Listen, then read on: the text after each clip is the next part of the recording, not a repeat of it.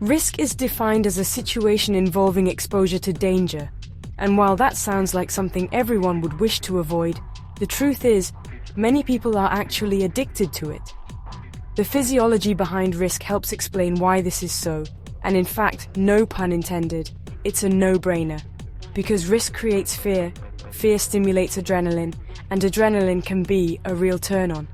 At least so it seems, since clearly, a percentage of our society in one way or another regularly volunteers for danger, despite statistical warnings, insurance restrictions, and common sense.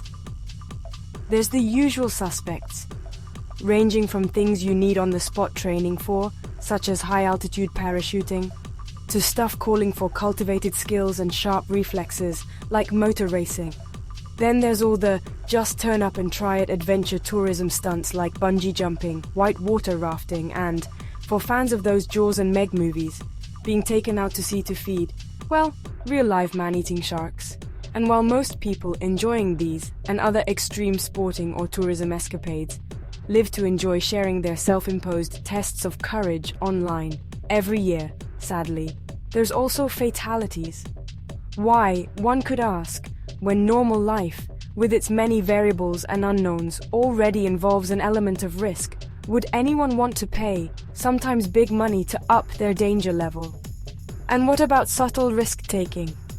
As in normal social behavior which most people don't equate with danger, but in reality is as risky as adventure tourism, and for some, done for thrills.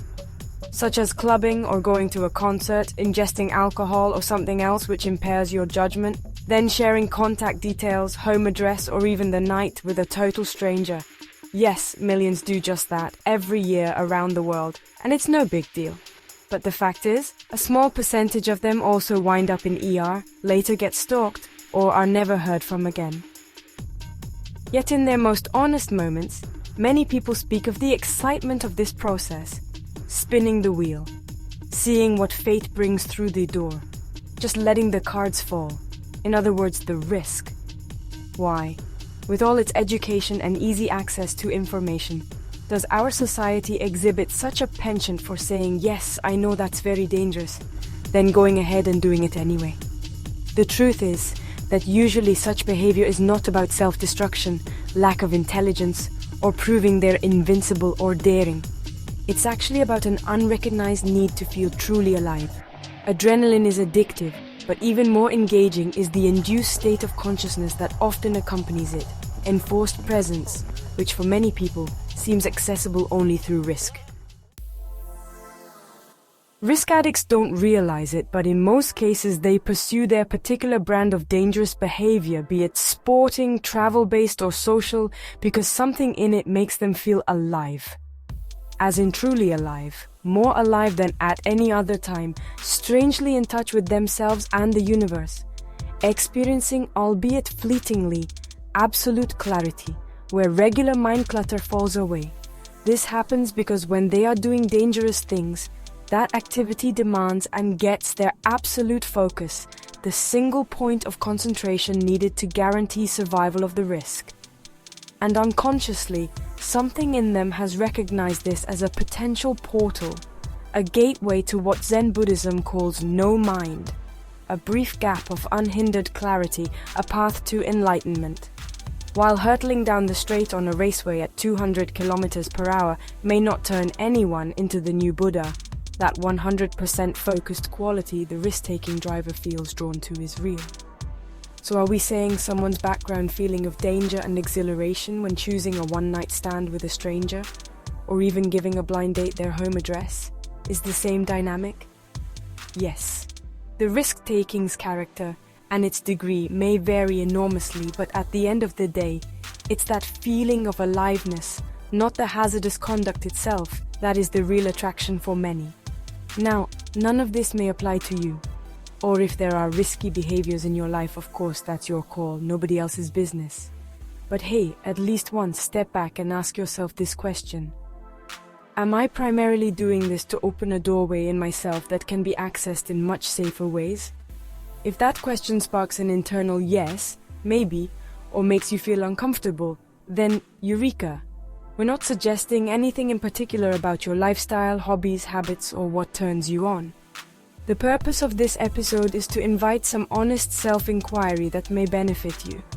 For if you can find ways to tap that same moment of absolute clarity, without putting yourself at risk, you can not only be safer, but save money, time, and achieve the experience more often.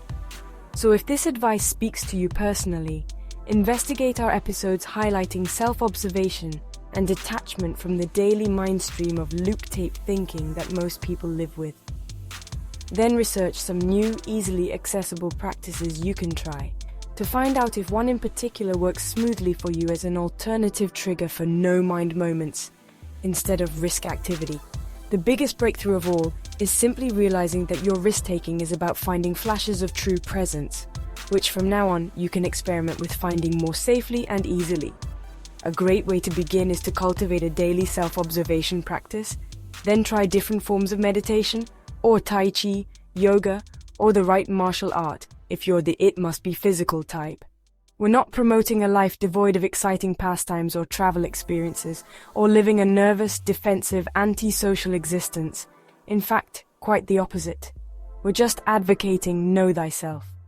While growing in self-awareness, you may choose to go on taking certain risks. But with flashes of genuine clarity steadily increasing in your life, you'll manage your adventures far more wisely. Whatever you decide, now or later, enjoy both the journey and its every moment. And stay safe. Sometimes what we really seek isn't truly of the physical, and you can find yet another angle on how this secret operates in our inaugural Episode 1.